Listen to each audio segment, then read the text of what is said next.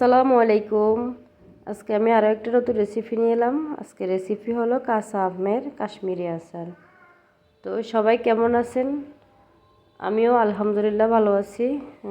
আজকে আমি আপনাদের জন্য এই কাঁচা আমের কাশ্মীরি আচারটি খুব সহজ করে দেখিয়ে দিব কত সুন্দর এবং পারফেক্টভাবে খুব কম সময়ে এই আচারটা তৈরি করা যায়। আজকে আমি আপনাদেরকে ওই আচারটাই দেখাবো।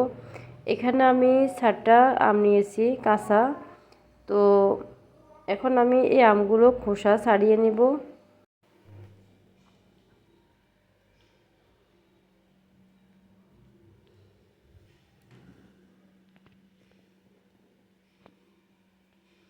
এইভাবে আমি সবগুলো খোসা ছাড়িয়ে নিব।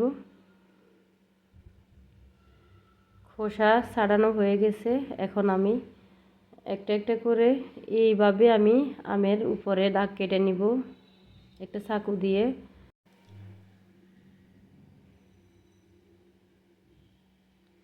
এখন আমি এইরকম করে সাইজ করে কুচি করে নেব আমগুলো।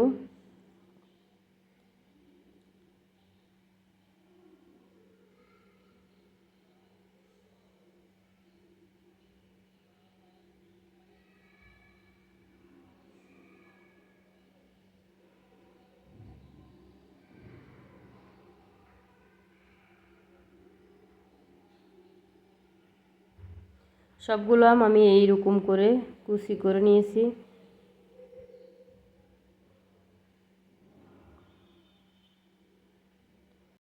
কাশ্মীরি আমের জন্য এরকম সাইজটাই সবচেয়ে বেশি ভালো।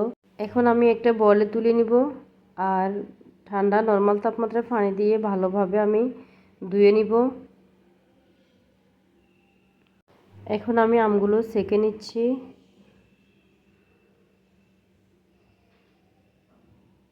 এখন আমি আবারও পানি দিয়ে দিব 1 টেবিল চামচ লবণ। লবণ দিয়ে আমি 2 ঘন্টার জন্য রেস্টে রেখে দেব। 2 ঘন্টা পর এই আমগুলো আমি ভালোভাবে চিপে চিপে পানি ছাড়িয়ে একটা কাপড়ে তুলে নিচ্ছি, পরিষ্কার কাপড়ে।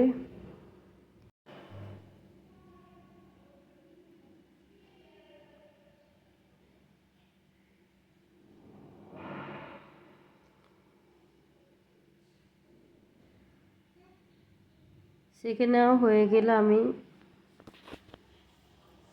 এই আম থেকে ভালোভাবে চেপে চেপে পানি সরিয়ে নিব।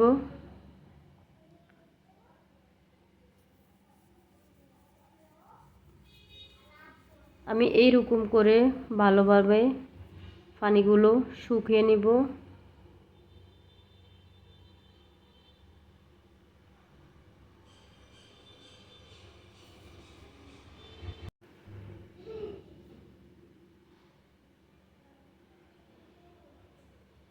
একবারে সুন্দর করে আমি শুকিয়ে নিলাম। ঠিক এরকম করে দেখুন পানিগুলো একবারে শুকিয়ে নিয়েছি। আমি আমগুলো মেপে নিয়েছিলাম। যতটুকু আম হয়েছে আমি ততটুকু চিনি দিয়ে এখন শিরা তৈরি করে নেব। 1 কাপ পরিমাণ পানি দিয়ে আমি শিরা তৈরি করে নেব।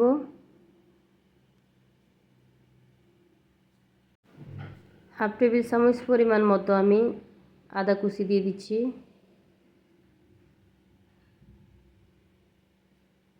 এখন ব্লক আসা পর্যন্ত অপেক্ষা করতে হবে।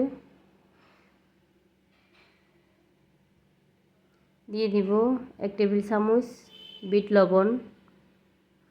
আমি লবণটা প্রথমে আচারে দিয়েছিলাম যখন আমি ভিজিয়ে রাখছি। এখন লবণটা ব্যবহার করতে একটু হিসেব করে ব্যবহার করতে হবে যাতে করে লবণ বেশি না হয়, লবণের ব্যালেন্স যাতে ঠিক থাকে।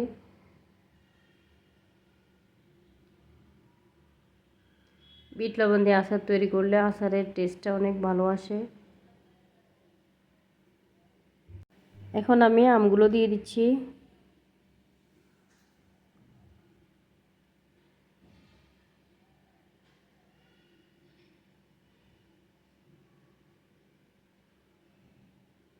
কাঁচা আমের কাশ্মীরি আচার খুবই মজার এবং দারুণ স্বাদের, দেখতে যেরকম লোভনীয় খেতে অনেক মজার হয়। তো বেশিক্ষণ জাল করা লাগে না। এইভাবে আমি একটু আলতো হাতে হালকা করে নেড়ে ছেড়ে দেব।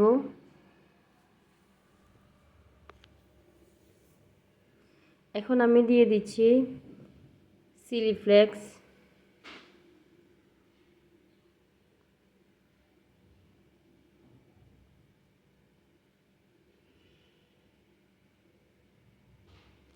আচারের সৌন্দর্য বৃদ্ধির জন্য আমি চিলি ফ্লেক্সটা ইউজ করলাম এখানে। তো আমি এখন চুলাটা বন্ধ করে দেব। এইরকম জ্বলে আমি চুলাটা বন্ধ করে দিচ্ছি, কারণ এখানে শিরাগুলো আস্তে আস্তে ঢুকবে কাশ্মীরি আচারের ভিতরে। যারা এতক্ষণ আমার সাথে ছিলেন তাদেরকে অসংখ্য ধন্যবাদ জানাচ্ছি। আর ভিডিওটি ভালো লাগলে বরাবর মতো একটা লাইক দিয়ে যাবেন। নিত্য নতুন সুন্দর রেসিপি পাওয়ার জন্য আমার চ্যানেলটি সাবস্ক্রাইব করে চ্যানেলের সাথে থাকার জন্য আপনাদেরকে অনুরোধ জানাচ্ছি। আচারটা সম্পূর্ণভাবে হয়ে গেছে। এখন আমি আপনাদেরকে একটু ঠান্ডা হলে সার্ভ করব। সার্ভ করে দেখাবো কতটুকু সুন্দর হয়েছে আর কতটুকু লবণীয় হয়েছে। দেখে বোঝা যাচ্ছে। আপনাদের মূল্যবান মতামতটি কমেন্ট বক্সে লিখে পাঠাবেন। আপনাদের সুন্দর সুন্দর কমেন্টগুলো আমাকে অনেক মুগ্ধ করে। ভালো থাকবেন সবাই। আল্লাহ হাফেজ।